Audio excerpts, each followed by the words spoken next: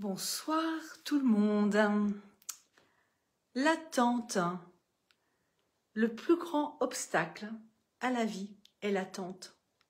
Celui qui espère demain néglige aujourd'hui. Citation de Monsieur Sénèque. Je suis venue justement ce soir vous parler de l'attente. L'attente fait-elle souffrir? Met-elle dans un état de souffrance?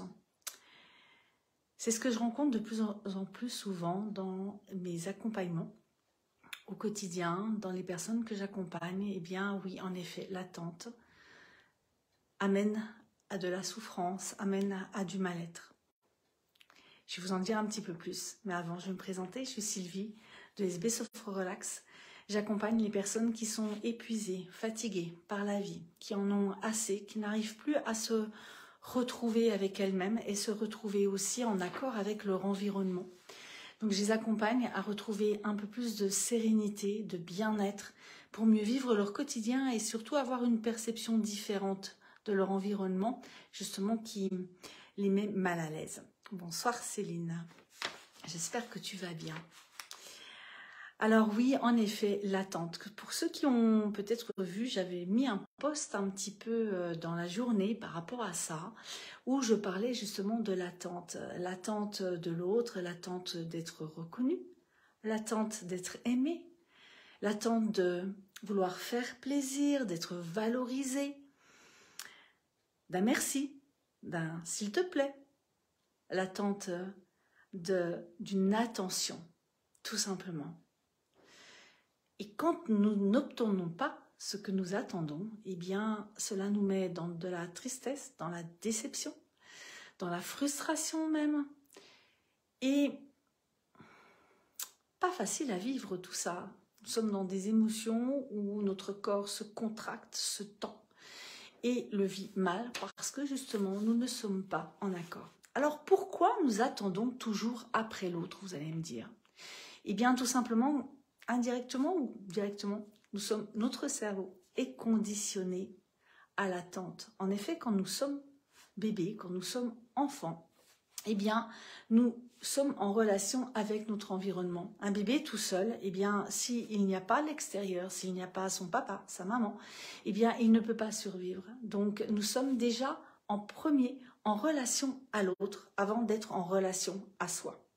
Donc nous sommes dans l'attente de l'autre, c'est grâce à l'autre si nous survivons, c'est grâce à l'autre en étant bébé que nous allons avoir à manger, que nous allons avoir à boire, que nous allons être changés.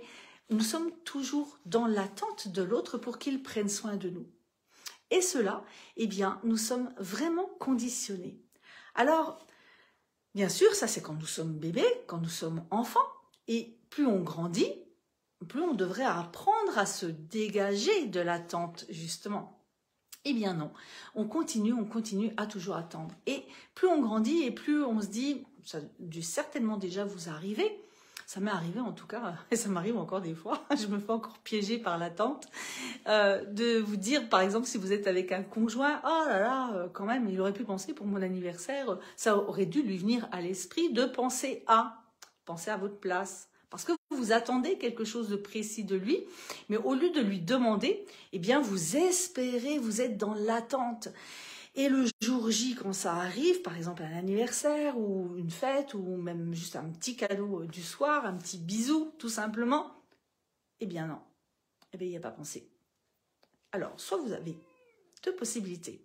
Soit vous lui en voulez, vous lui reprochez, ah bah quand même, t'aurais pu penser à moi, c'était un jour spécial, t'y as pas pensé, t'as oublié, donc vous allez rentrer dans le schéma plus ou moins agressif, vous allez lui reprocher des choses, vous allez ruminer de votre côté, parce qu'automatiquement, bah, ça va pas s'arrêter là, parce que notre petit mental là-haut, notre petit hamster, il va vous rappeler sans arrêt, sans arrêt, sans arrêt.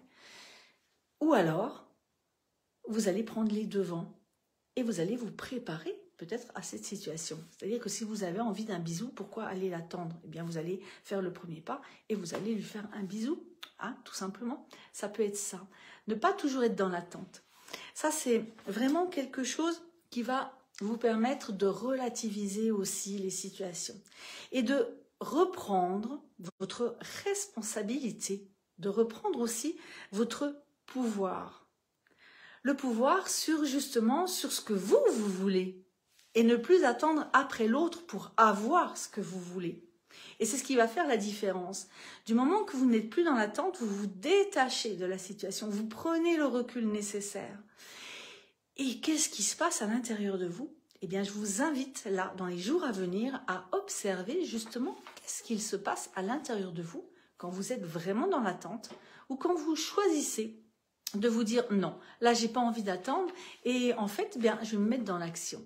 Parce que là, je vais vous donner 3 petites clés pour justement prendre du recul par rapport à cette attente. Première chose à faire, c'est pour vous libérer justement de cette attente, c'est vous dire stop. Stop. Stop, je reviens dans le moment présent. Pourquoi j'attends ça de l'autre? De quoi j'ai besoin? Peut-être que je peux tout simplement m'apporter ce dont j'ai besoin. Mais est-ce que j'ai vraiment connaissance de mes besoins? C'est revenir à vous. Vous questionner, vous, au lieu d'être constamment dans l'attente de l'autre. C'est revenir vers vous, dans un instant présent, stopper votre rumination et vous dire, voilà, qu'est-ce que je veux vraiment? Et quand je sais ce que je veux vraiment, eh bien, je vais pouvoir justement revenir à moi et en même temps, comment je pourrais avoir ce que je veux? Est-ce que je me mets dans l'action ou est-ce que justement j'attends et je ne me mets pas dans l'action et je laisse faire? Si vous voulez reprendre le pouvoir, si vous voulez vraiment retourner la situation à votre avantage quelque part, ne plus être dans l'attente et ne plus en souffrir, ça va être justement de devenir de plus en plus responsable de ce que vous voulez. Prendre conscience de ce que vous voulez. Et prendre conscience, c'est être davantage dans le présent, être davantage relié à vous, pas à l'autre. Pas à l'autre. C'est commencer à apprendre vraiment à écouter qu'est-ce qui se dit dans votre tête, qu'est-ce qui se dit dans votre cœur, et pouvoir aligner les deux. Et vous ne serez plus dans l'attente, ou de moins en moins en tout cas, parce que ça ne se fait pas comme ça. J'ai beaucoup de mes clientes qui voudraient tout changer, sans rien changer, qui voudraient ne plus être dans l'attente, mais qui y restent quand même. Donc vous voyez, c'est un chemin à faire. C'est quelque chose qui se fait justement en apprenant à s'observer, sans se juger, avoir énormément de bienveillance avec soi-même. Et ça s'apprend en posant petit pas par petit pas. L'un derrière l'autre, les pas se succèdent pour arriver enfin à atteindre ce que l'on a envie d'atteindre pour retrouver sa sérénité intérieure. Et quand on peut avoir quand on retrouve sa sérénité intérieure, eh bien, on est beaucoup plus sereine et l'autre, en fait, c'est un plaisir d'être avec. C'est plus une contrariété, c'est plus quelque chose qu'on subit parce qu'on reprend justement le pouvoir sur ce que l'on veut et ce que l'on est surtout.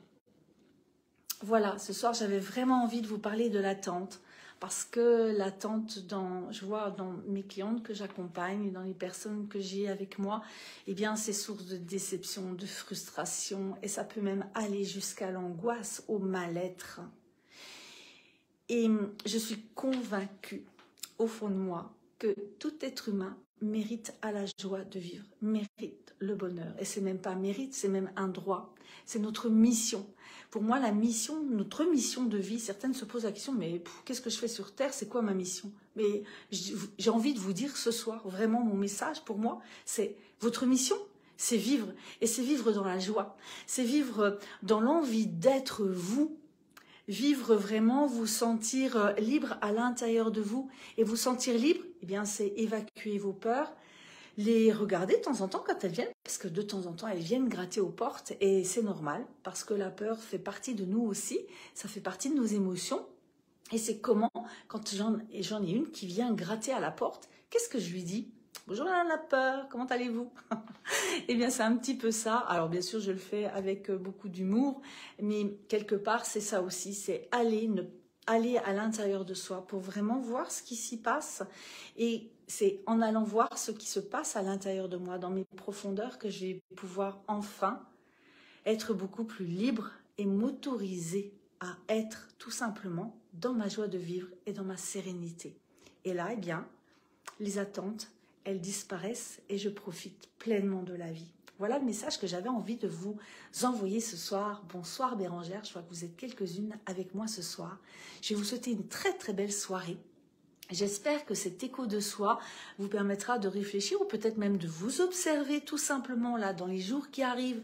Observez quand vous êtes dans l'attente, qu'est-ce qui se passe quand vous attendez un appel. Ah ben tiens, la copine, elle m'a pas appelé quand même. Elle est rosse, d'habitude, c'est toujours moi qui l'appelle. Non, faites ce que vous avez envie de faire. Laissez parler votre cœur. Je vous souhaite une belle soirée et je vous dis à lundi prochain pour le prochain écho de soi. Au revoir tout le monde.